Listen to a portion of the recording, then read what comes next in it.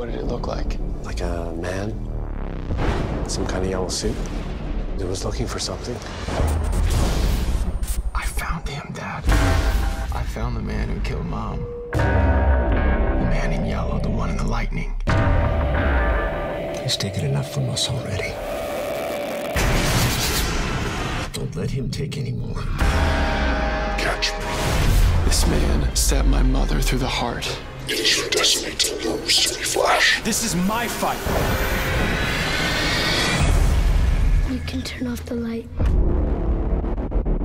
Hey everybody, welcome to What the Flick, The Flash, Season 1, Episode 9, the mid-season finale. Alonso, Bibbs, Francis.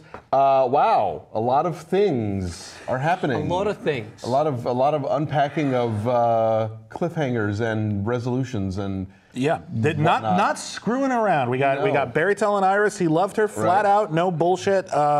We found out finally who Reverse Flash is, and we were all overthinking it. Yeah, which again, fine. They Doctor Who'd us all over again. I am going to throw out there that I think that Eddie is Dr. Wells's like grandfather. I think that's probably well. There's actually a tradition of that. I think there was like a different Thawne that I think became Cobalt Blue, like became their own hero or whatever. But yeah, so good. We've got that covered. And the fight was cool. Yeah, I thought it was a good fight. They raised the standard last week with Flash versus Arrow, and now it's Flash versus Flash. I think I got a little epileptic during that big fight in the stadium with, I don't know why we needed the blinky lights everywhere, but it was very, very, very cool. Honestly, that's kind of just where I'm at. It was very cool. I got nothing this week. Maybe it's my One Tree Hill fanboy coming out, but I liked a lot of more. I liked a lot of I want to hear how this sentence. I want to do an entire special on One Tree Hill just starring you. They had a lot of emotional scenes, and do you know one thing? I'm a sucker for good music moments, and I felt like they had good music moments in it. They've never really had songs throughout. Like that's me just being that fanboy of One Tree Hill where it makes a moment. But and it was Christmassy too. Yeah, the conversation with him and Iris was well shot. I didn't really think. I agreed with you, Alonso. I didn't think he was the best actor at first, but I think he's grown on me now. And that scene was good. I loved the scene with Joe. He's like, the world may need the Flash, but I need my Barry Allen. Wasn't that sweet? That was adorable. They actually earned that. That was good. For the prison scene, even, it was good. Was actually pretty well done. But for the prison scene, so he's blaming himself for not getting his dad out because he couldn't capture the Reverse Flash. I thought he was a little critical on himself for one try at it. Well, yeah, but think about it. You've been building up for this one thing forever. It's like, I've been working towards the Olympics for forever, and I only took one try at it, and I didn't get into the Olympics.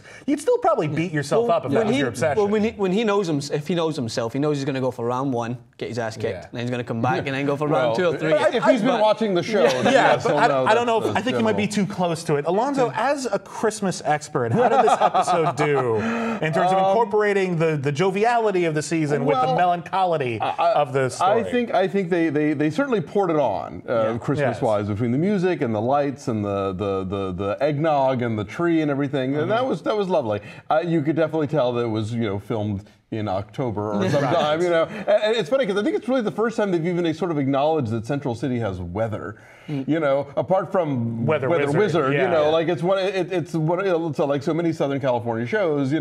It's just sort of always pleasant. Like people don't wear coats and scarves on this show, so it's like, oh, Christmas, we got to bundle up. But it was fine, and actually, a lot of times I think Christmas is the time for sort of big familial revelations and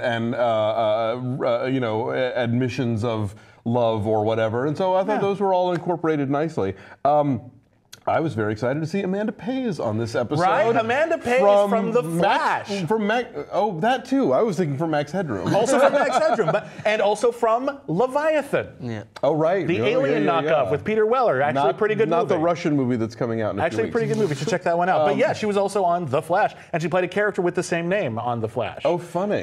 Different character, obviously, but same name. What I thought was what bugged me about this was the security guard at the beginning who's asking the doctor what he's up to when there's a giant sign that says superluminary research. I'm like, dude, Google it. Like, I didn't know what superluminary research was either, but there's ways to look this up if there's a big sign that tells you it's not that top secret. So where are we at with, is it Firestorm? Firestorm. So, so are we led to believe that he does remember his past? Well, here's the thing with Firestorm. Firestorm is a very weird superhero, actually. Because he was always two people, right? Yeah, what happens is Firestorm is actually like a matrix. Okay. All right, and it's like he's a guy, and then there's also someone else. It doesn't have to be the same person all the time, and they have to combine everything, their bodies and their personalities, to become Firestorm. Okay. So there's a good chance he's been mixed in with someone else, and that person doesn't remember who Caitlin is. That person doesn't know or care, and there's just not.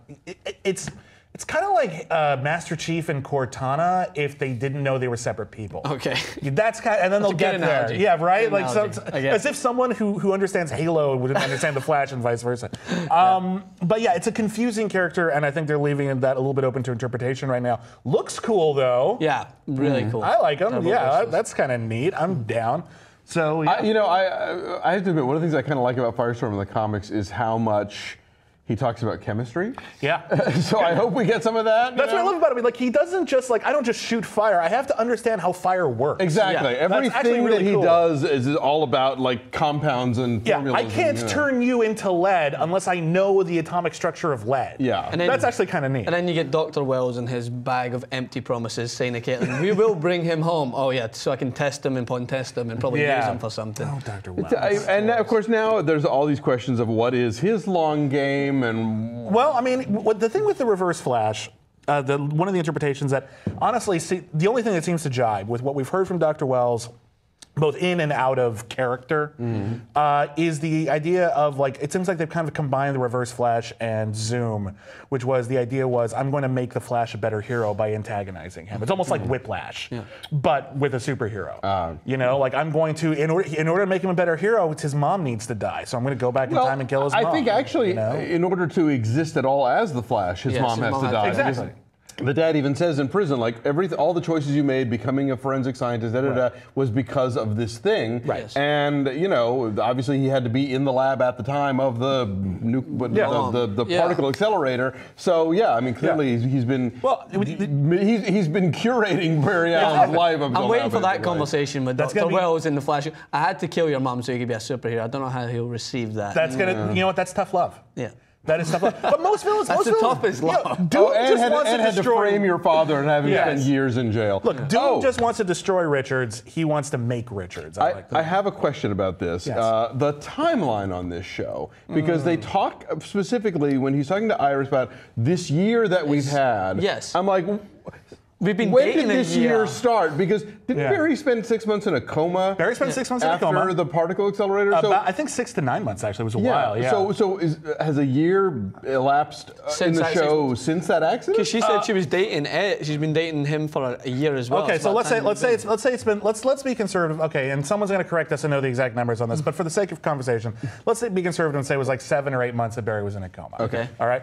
Start from the beginning of the show when the particle accelerator happened. She starts dating Eddie in that period, probably towards the beginning. While Barry's in a coma. And then since Barry got out, it's been about 3 months. So the show more or less takes place in real time after that thing. Right, but the whole thing about, it has been quite a year. I just thought, wait, you spent half of it in a coma. Then that's a hell of a year. Which I guess. No, and it's fine. It jarred me into thinking about the timeline of the show, which I had not really I think it's probably an awkward turn of phrase that they made simple for the sake of conversation, but just trusted that we wouldn't overthink it. And of course, we're critics, and so we are. Overthinking is what we do. We're going to vote for mid-season finale as Cisco character of the year. He's not only funny with his jokes, comes up with the names. He's now the best shoulder to cry on. Because sometimes I get a little upset. I can just imagine myself crying on Cisco's shoulder. He looks like he's one of those friends. I'm enjoying Cisco too. I think he's fun. I like Cisco a lot. He's very, very cute. I don't know. On this show, sure. Let's go for that. I don't know. I don't know. I think Emily Bett Rickards on Arrow will always have that for me as long as that show is on. But sure, Cisco. Cisco's my man to go to. you enjoy that. I'll I'm continue to enjoy them. But overall, I'm really excited about the next episode. How long do we have to wait for? It's mid-January. I know.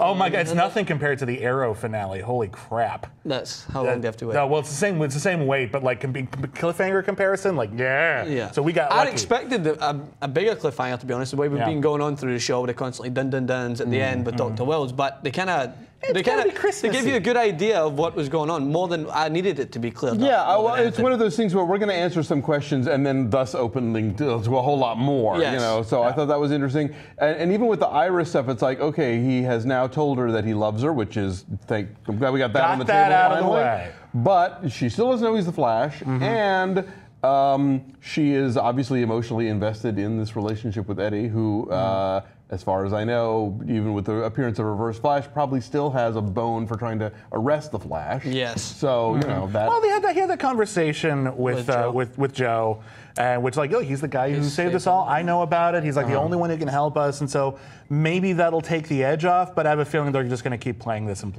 Well, I think especially if he, you know, I don't know. Before, I think part of the reason that he was sort of against the Flash was because he was sort of a perceived third edge of the triangle with Iris, because Iris is so clearly into him. Now that she's all, you know, about the Flash, maybe less so now. Yeah, maybe he can move on to Barry.